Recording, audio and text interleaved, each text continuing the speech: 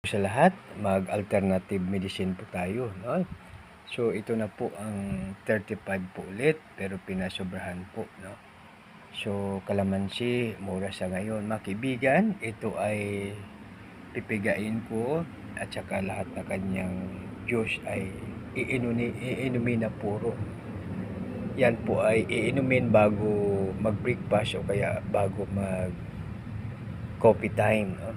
So ito mga kaibigan ay napakagaling na antioxidant, tapos ito mga kaibigan ay magaling sa ubo, no? So marami namang gamot, pero isa ito siya sa mga pwede makatulong sa sa inuubo. So yan mga kaibigan, no? So subalit alalahanin natin na ayon sa moral na gabay, no, sa Exodus 15:26, no, na ang ating dakilang magagamot ay ang ating Panginoon. Sa Psalms 107,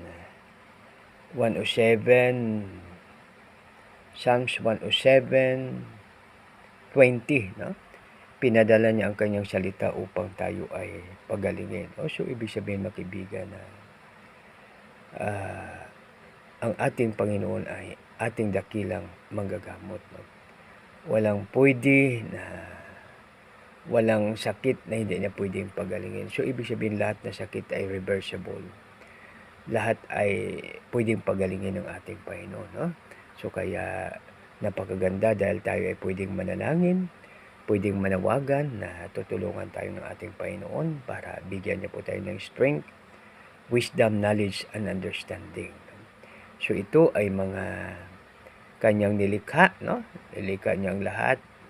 Napakapalad tayo dahil lahat na needs natin ay gi-create ng ating Panginoon. At binigyan niya pa tayo ng karapatan na mamahala sa kanyang mga creation, no? Kaya napakapalad po natin mga kaibigan. At sa ating indigenous yung ating mga gamot, no? Minsan sa kusina lang, no? Yung sa ubo, trangkaso, pwede rin yung sibuyas, bawang, makatulong din po, no? Kaya yung iba, no, pag magluto, maraming linagay na bawang, maraming linagay na sibuyas. Pero sa ngayon mga kaibigan, ito po ang ating susubukan. Subalit mga kaibigan, ang problema lang dito ay ibig sabihin na mag-exert ka pa ng effort, mag-time, para siyempre hugasan mo yan, pigain mo po, tapos salain pa siya, no? Kaya it takes time. Subalit, no? Alalahanin natin, do everything with love. So ibig sabihin, maliban na may vitamin C siya, may Diyos, mayroon pang siyang love, no?